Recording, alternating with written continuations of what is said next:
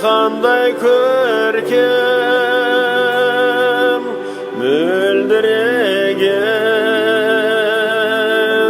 желегің желмен ойнап желбіреген аралап Жұмай бай деген өте ертерек заманда өмір сүрген тарихи тұлға деп айтуға болады. Осы кісінің басына бүгін белгі орнатылып жатыр. Құлпытасы қалай табылды? Алдымен содан бастасаңыз.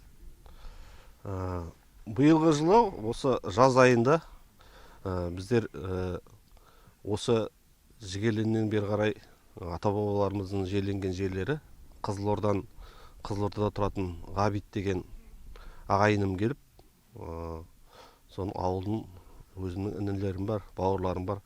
Сол Ғабит ағамыздың інісі Ерлан деген ағайыным келді. Соның барлығымыз шығып, сол кісінің әжесінің басына келетін болдық. Оның әжесіне де тоқталып өтсем, әжесі Нұртас деген кісі. Нұртас деген кезінде молда болған адам, бірақ репрессияға ұшырап, 1929 жылы Орал қаласында түрмеде атылған, репрессияға ұшыраған. Сол кісінің әжеміздің басын іздеп келдік. Бұрын шамалап білетін едім, Қарасу деген жерде, Қалдығайтының бойында. Сол жерге барсақ, басқа жерге барып тұрмын, жаңағы не жоқ, құлпытас жоқ. Сыпайы әже жатқан жер ме? Жоқ, Сыпайыдан бері қарай жағында, бер жағында Кеңесші деген қауымға барып тұрмын, Кеңесшінің қауымына. Барсақ жоқ жаңағы. Сосын енді, мынау осы жерде шамада болу керек еді, қалай болып кетті деп. Осы әр жағында Сыпайы әжеміз аруақты кісі бар, сынықшы. Сол кісінің басына соғып кетейші, енді келгеннен кейін деп сөйдеді мен. Қызылордадан келіп бір кішкене өзі табылмағаннан кейін сондай не болып қалды. Содан кері қарай жүріп, 5 километрдей жүріп, барып Сыпайы шешеге жаңағы Құран бағыштап отырса, қасында бір құлпытас оқылып тұр жаңағы не деп. Қазіргі немен жазылған. Содан әжеміздің құлпытасы соның жанында тұр екен. Сыпайы әженің қасында. Сыпайы әженің қасында. Содан енді сондай Мақпал деген әжем, Нұртас деген кісінің зайыбы. Сосын жаңағы кісілерге айтамын, оны тылсым дүние. Енді мысалы келген жерде жоқ құлпытас, енді кері қайтуымыз керек. Бірақ жаңағы аруаққа сыйынып кетейікші деп басына Құран оқытайық деп кері қарай барған кезде ана кісінің құлпытасы табылды.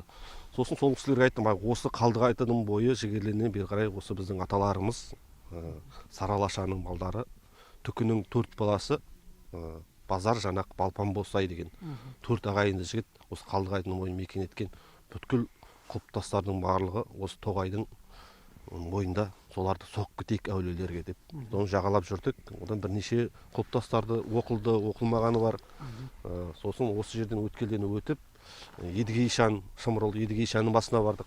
Сосын қайтадан кері қарай өтсек, осы жерде бір құлпытастар тұр екен. Сосын осы жерге соғайықшы деп. Ол құлпытасты оқысақ, жаңа жазылған құлпытас, мына Нарбасов Мақсат ағайдың әкелері екен. Сосын ойладым, ол кісі негізі жаңағы Жұмайдың тұқымдары бұл жерде құлпытастар тегін болмас деп. Осы құлпытас үлкендеу құлпытас екен, сосын суретке түсіріп алып, жан-жағын түсіртіп, сосын жаңағы осы көне жазуларды оқитын облыс бойынша Қазбек Құттымұратұлы ағамызға жібертіп, Нұртас бауырымыз арқылы. Сосын жаңағы Мұратбек Шақатыққа жібертіп, екі жерден, екеуіне де айтқан жоқпын, бірінші жібертіп, сонда осындай жаңағы жазу шықты. Ру Саралаша, Базары бөлімі, Жұмайбай Мұсақұлы. Енді бұл Жұмайбай ауыздан ауызға халықтың арасында жомарттығымен елге танылған адам. Бізге енді жеткен нелер бойынша, айтылған әңгімелер бойынша, бұл кісі сол кездегі еш уақытта бұл кісінің малына ешкім тиіспеген дейді. Малын халық баққан дейді. Бұл қара күз болғанда жаңағы үйді арылап, кімнің үйінде қазаны қайнамаған қара күзде, сол үйге жаңағы соғым, бір жылқы соғым әкеледі екен. Халық соны Құдай мырза, Жұмай мырза деп атақ берген. Енді сол заманда да бірнеше бай болған, бірнеше әулетті адамдар болған ғой. Бірақ енді ол кісінің атағы күні бүгінге дейін сол жетіп отыр. Енді бұл енді құлпытасында табылуы барлығы сол өзінің ыңғайымен шығып тұр ғой енді. Атамыздың енді қазіргі кездегіде қазір қалталы азаматтар, жағдайын түзелген жігіттер, азаматтар бар. Құдайға шүкір еліміз түзеліп келе жатыр. Бірақ енді осы Жұмайбайдай халыққа қарасса деген, бұл кісі тұлға, аңыз адам ғой, халықтан халыққа жеткен.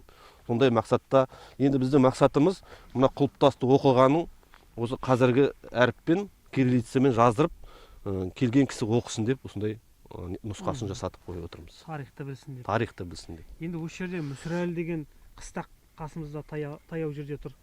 Сосын Тұрдығұл деген жерлер бар. Осы кісі атаулары ғой. Осы кісімен бір байланысы бар тегі жағынан. Сол жағын тарқатып берсеңіз. Мүсірәлі деген бұл кісінің баласы, тас қойған Мүсірәлі деп жазылып тұр. Мүсірғали дейді. Мүсірғали да болуы мүмкін. Қазір айтылып Мүсірәлі болып та айтылып жетілуі мүмкін. Енді бұл кісінің Мүсірәлі, Әсірәлі деген балалары бар. Енді Мұсақұл деген кісі, біздер жаңа айтып өттім, Базар, Жанақ, Балпан, Босай, Түкінің 4 баласы. Сол базардан тараймыз. Қойлан, Қойлыбай, Мәшібай, Таз деп. Қожан Таз. Қожан Таз деп. Қожан Таздан келіп, Мұсақұл, жаңағы Тұрдығұл. Мұсақұл мен Тұрдығұл Таздың балдары. Таздың балдары. Мұсақұл мен Тұрдығұл. Мен енді Тұрдығұлдың ұрпағымын. Тұрдығұлдан тарайтын ұрпағым. Бұл Мұсақұлдан тарайды Жұмай. Мұсақұлдың баласы Жұмай, Жұмайдың баласы Мүсірәлі. Ал Наурызбек Ишан деген мешіт ұстаған кісінің... Ол да Таздан тарайды, ол Тұрдығұлдан тарайды. Тұрдығұлдан Арғынбай, Өтес, Шолан дейді. Біздер Шоланнан тараймыз, Тұрдығұлдың баласы. Оның жаңағы Өтес деген атамыздан Наурызбек Ишан тарайды. Өтестің баласы Наурызбек Ишан. Өтестің баласы Наурызбек Ишан. Енді оның ар жағында Арғынбай деген үлкен атамыз, Арғынбайдан мына қазіргі Ізім ағайдың ұрпақтары, мына Бірәновтар бар қазір. Мұхит деген әнші.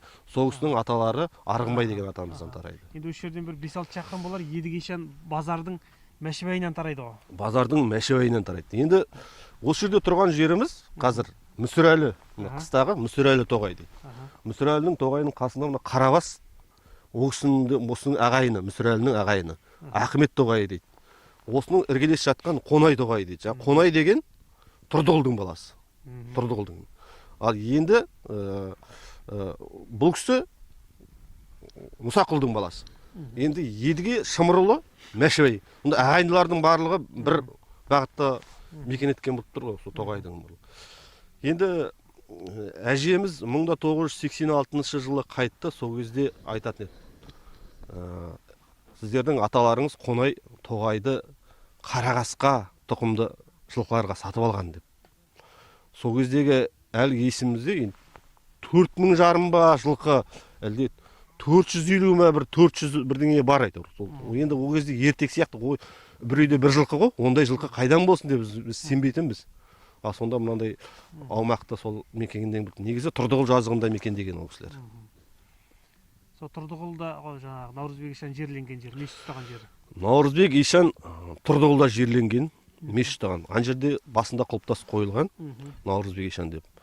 1928 жылы аудан құрылғанда бүткіл Қаратөбе территориясындағы мешіттердің барлығын бұзып, сол Қаратөбеге больница салған. Сол кездегі соңғы мешіттің жалғаған ізін істеген жаңағы біздің атамыз, Нұртас деген атамыз сол репрессияға ұшырап, жаназа шығарды деп, Құран бағыштады деп, сол ату жазасына кесілген. Менің әжем үлкен ұлы Зейнеден деген 1925 жылғы.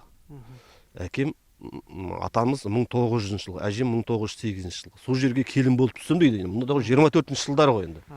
Келін болып түскенде 4 үй тұрамыз, арамызда 1 шақырымдай дейді. Тұрдығұлда. Біз кішіміз дейді. Сонда таңертең тұрып 4 үйге барып сәлем салам дейді. Сәлем салам дейді. Үлкен үй Наурызбек Ишанның үйі дейді. Үлкен үй. Наурызбек Ишан осы Өтестен тараған, Арғынбайдан Құлмақ Бірәндар тараған, Шоланнан біздер тарағанбыз. Сонда 4 үй жағалап. Ол әжеңіздің туған жері руы қандай? Әжемнің руы Ысық, Жәдікбай.